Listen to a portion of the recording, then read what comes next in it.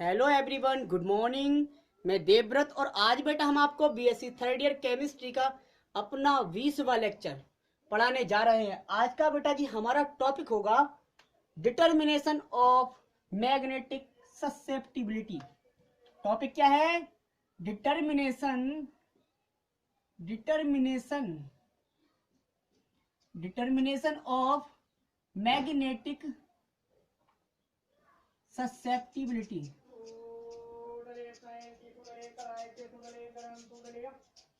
Determination of magnetic susceptibility अर्थात चुंबकीय सुग्राहिता या चुंबकीय प्रवृत्ति का निर्धारण।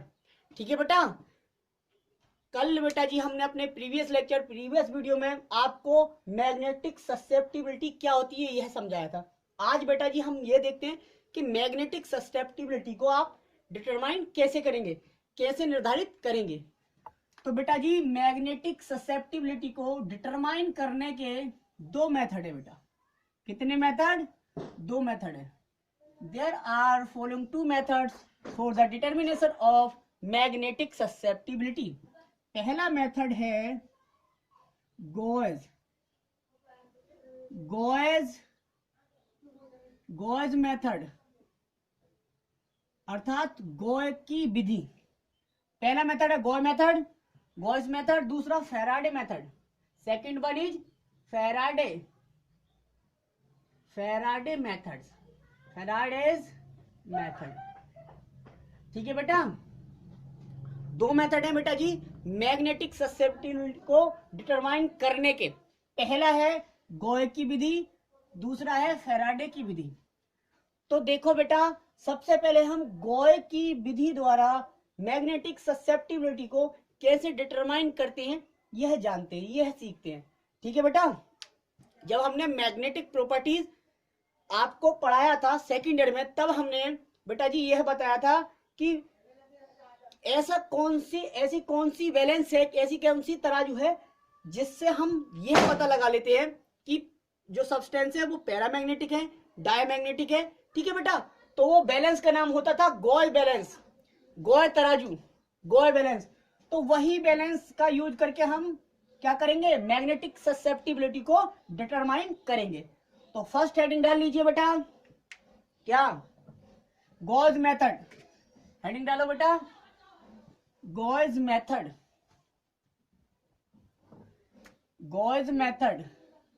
GUOYS apostrophe. गॉस मेथड अर्थात गोए की विधि। गोए मेथड क्या है? सबसे पहले बेटा हम इसका डायग्राम ड्रा करेंगे। ठीक है बेटा, गोए मेथड का तो देखो क्या करते हैं, एपरेटस तैयार करो आप। ये एक तुला है, इधर लिख देते हैं। ये बेटा एक तुला बना रहे हैं, तराजू, समझ गए हिंदी में? बैलेंस, तुला बना रहे हैं बेटा।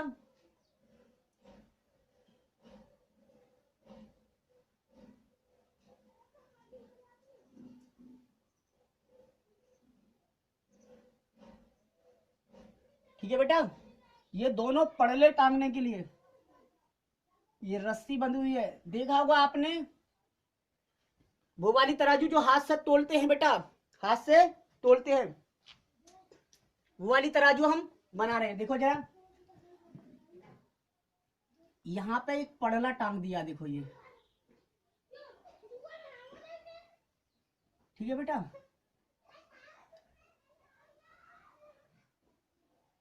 ये पलड़ा टांग दिया, नहीं ये एक पलड़ा टांग दिया हमने बेटा।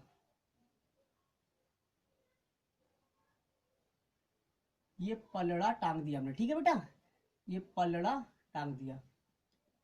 ठीक है, ये रस्सियां है, या ये हटा दो, चलो।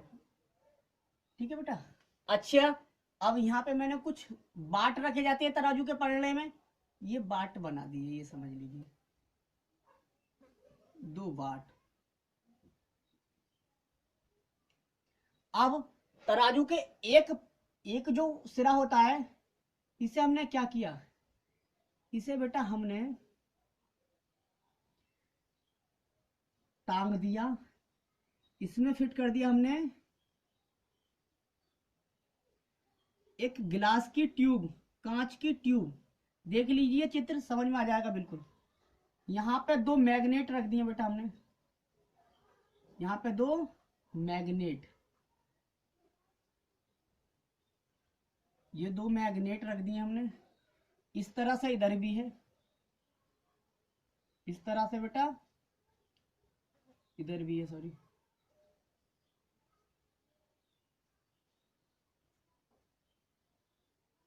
ये मैग्नेट,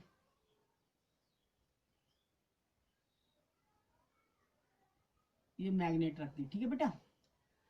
अब इस टेस्ट ट्यूब में हमने सैंपल, जिस सब्सटेंस के मैग्नेटिक सस्टेबिलिटी को हमने कैलकुलेट करना है, डिटरमाइन करना है, वो हमने इस सैंपल में भर दिया, इस टेस्ट ट्यूब में भर दिया, इस सैंपल को भर दिया, ठीक है। ये नॉर्थ पोल है आपका और ये चुंबक का साउथ पोल है, ठीक है बेटा।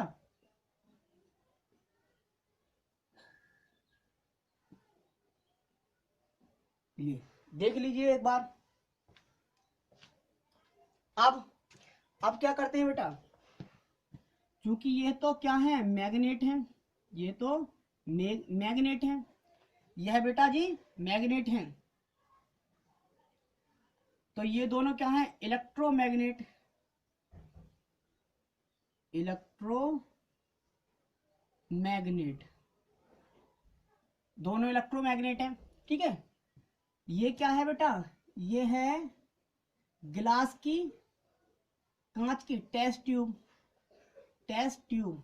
इसमें क्या भर रखा है हमने, इसमें भर रखा है बेटा जी सैंपल। किसे भर रखा है, सैंपल को भर रखा है। सैंपल का मतलब है जो भी हमें सब्सटेंस, जिसकी अभी हमें मैग्नेटिक ससेप्टिबिलिटी कैलकुलेट करनी है, डिटरमाइन करनी है, उसे भर रखा है, ठीक है। अच्छा, अब देखिए आप, यहां बेटा हमने ये जो चैम्बर है तराजू वाला, बैलेंस वाला, इसे हमने एक चैम्बर में बंद कर दिया। क्या कर दिया, एक चैम्बर में बंद कर दिया, ताकि हवा से, एयर से ये इफेक्ट ना हो तराजू, क्योंकि हवा में भी भार होता है, अगर हवा पहुंच गई तो हो सकता है ये पलड़ा बिना उसके ही ऊपर नीचे हो जाए, ठीक है बेटा, इसलिए ये कर दिया। तो ये चैम्बर बंद कर दिया। ये है कौन सी तराजू, एनालिटिकल बैलेंस। ये क्या है बेटा जी, ये दोनों क्या है, वेट है, ये वेट है, वजन, ये भार है, वेट, ठीक है बेटा। यह तराजू है आपकी। तो इसमें होता क्या है बेटा जी, देखिए आप पहले समझ लीजिए, चित्र देख लीजिए, ठीक है, फिर समझाते हैं आपको।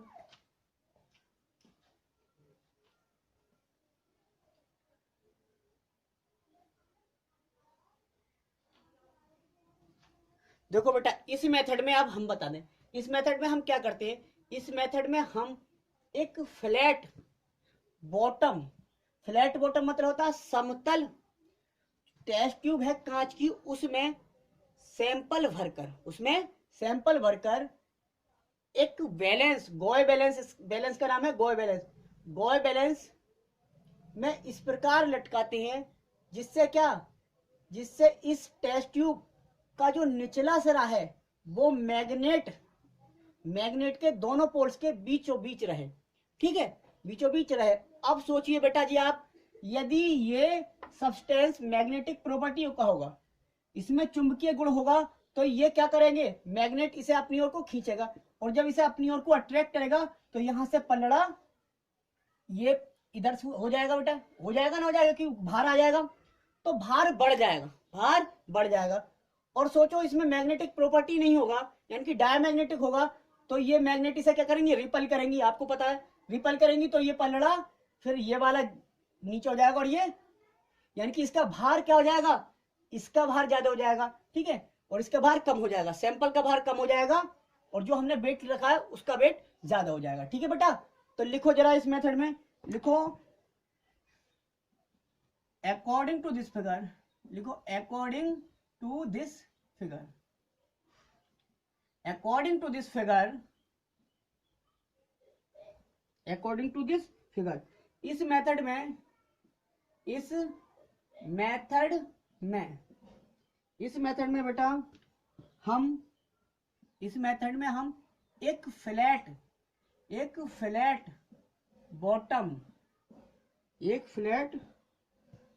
बॉटम्ड ग्लास ट्यूब इस विधि में हम एक समतल कांच की नली में सैंपल बेटा भरकर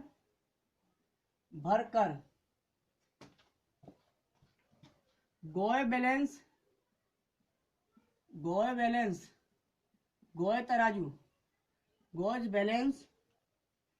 के एक पलड़े से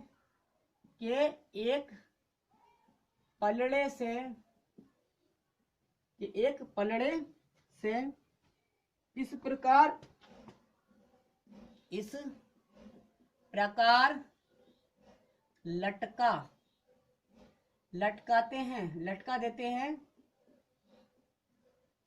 प्रकार लटका देते हैं कि गिलास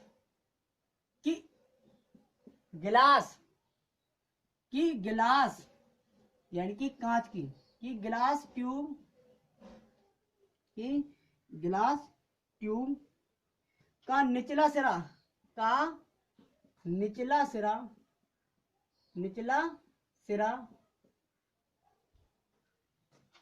मैग्नेट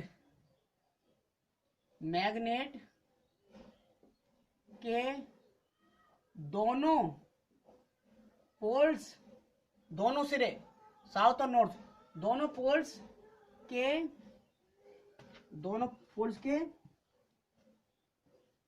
बीच रहे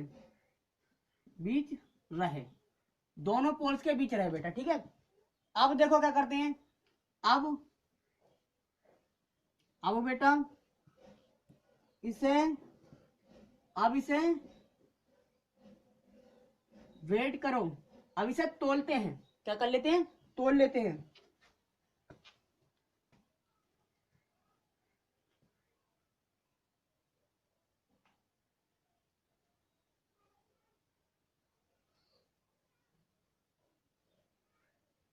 ठीक है बेटा, अब इसे तोल लेते हैं। तोलने के बाद क्या होगा?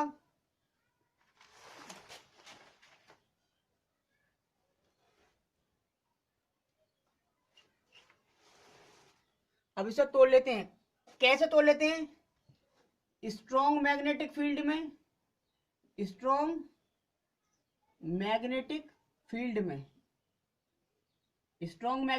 में तथा वीक मैग्नेटिक फील्ड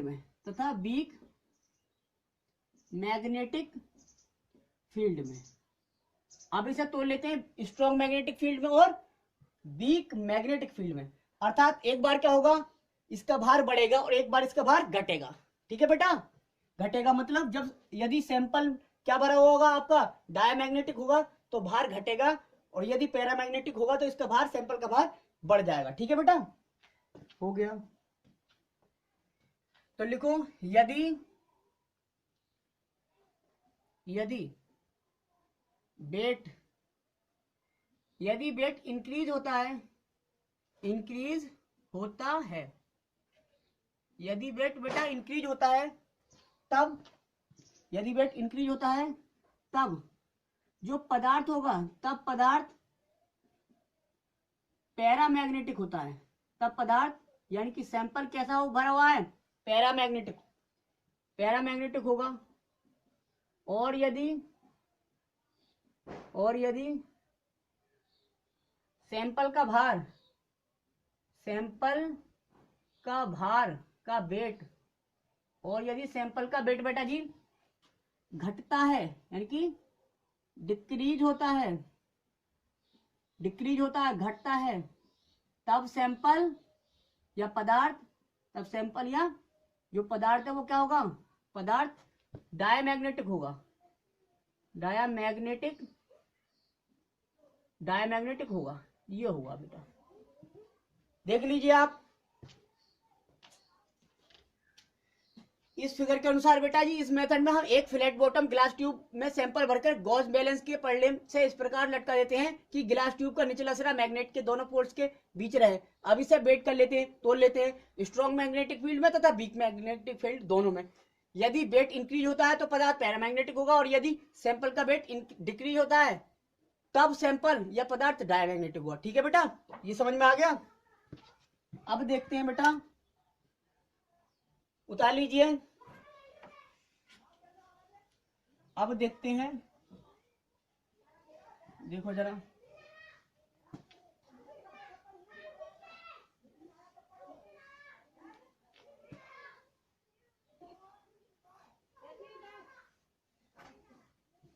अब बेटा by the help of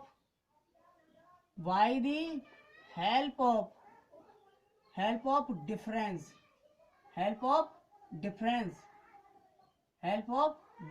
by the help of difference in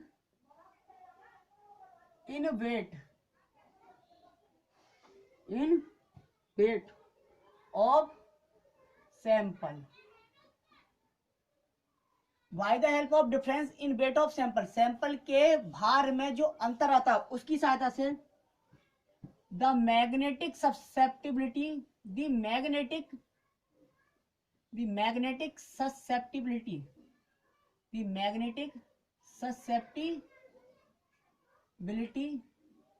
can be calculated और हम कह सकते हैं डिटरमाइंड, कैन बी कैलकुलेटेड और डिटरमाइंड। अर्थात बेटा सैंपल के भार में आने वाले अंतर की सहायता से हम उस सैंपल के मैग्नेटिक ससेप्टिबिलिटी ज्ञात कर सकते हैं, निर्धारित कर सकते हैं। ठीक है बेटा, हो गया। अब देखो एक फॉर्मूला है बेटा, वो फॉर्मूला दिया, इस सब कैलकुलेशन करने के बाद एक फॉर्मूला मिला हमें। ठीक है, वो फॉर्मूला क्या है, वो फॉर्मूला लिख देते हैं। ठीक है, एक फॉर्मूला मिला बेटा,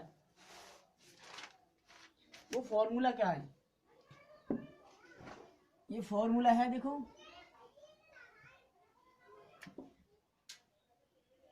ग्राम susceptibility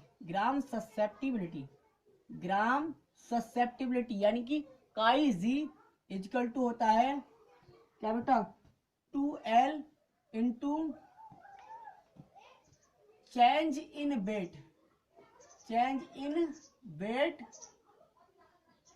weight of sample, weight of the sample. Gram susceptibility बराबर होता है 2L into change in weight of the sample divided by H square into weight of sample. जो अंतर आया वो अंतर, और जो वास्तविक वेट था वो वेट ऑफ द सैंपल। अब बेटा जी इस फॉर्मूले में मान रख के हम मैग्नेटिक ससेप्टिबिलिटी कैलकुलेट कर लेते हैं, जहां 2L बराबर क्या है, वेयर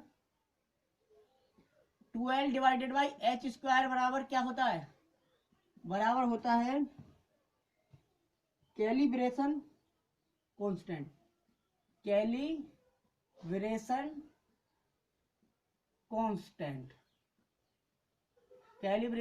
कांस्टेंट, जहां 12 अपॉन H स्क्वायर बराबर होता है कैलिब्रेशन कांस्टेंट। कैलिब्रेशन कांस्टेंट को कहते हैं अंश शोधन स्थिरांक, अंश शोधन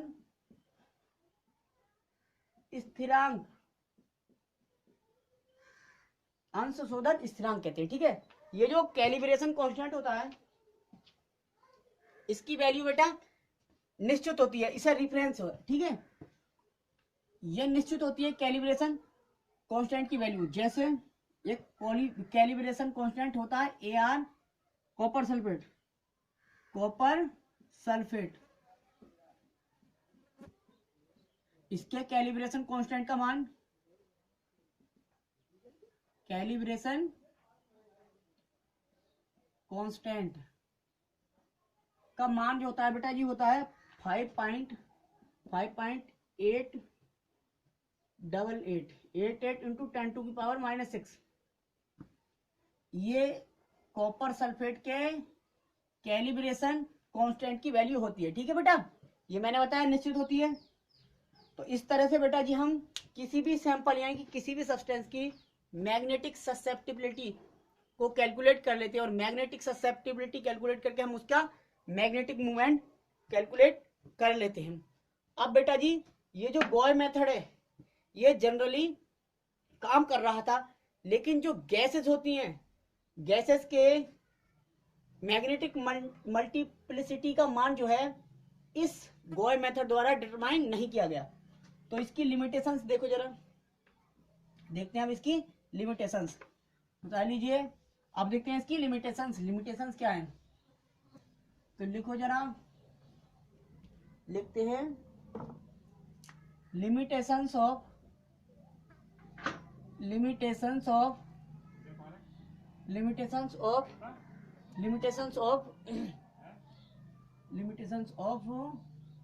Gauss method। ठीक है बेटा, लिमिटेशंस ऑफ गॉस मेथड। पहली लिमिटेशंस क्या थी, पहली लिमिटेशंस थी गॉस मेथड का यूज हम गैसियस या गैसों की मैग्नेटिक ससेप्टिबिलिटी को कैलकुलेट नहीं कर सकते। ठीक है, तो लिखो the magnetic susceptibility of gases cannot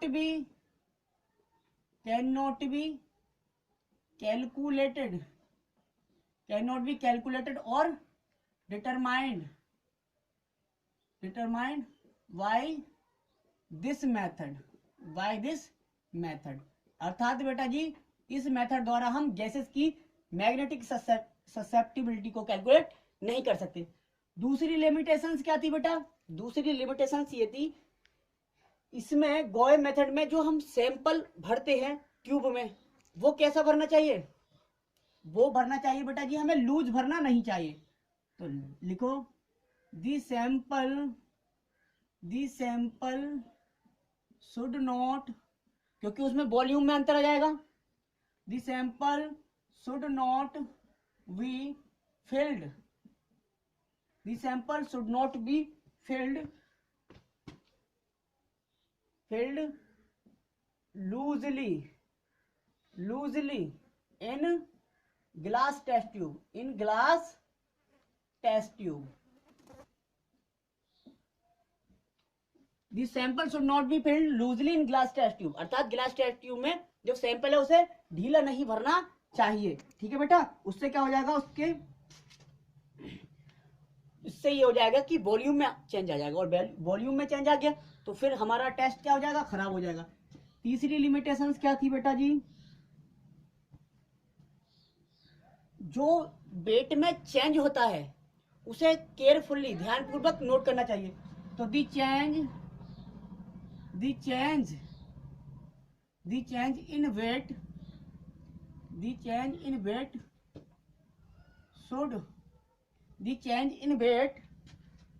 should be noted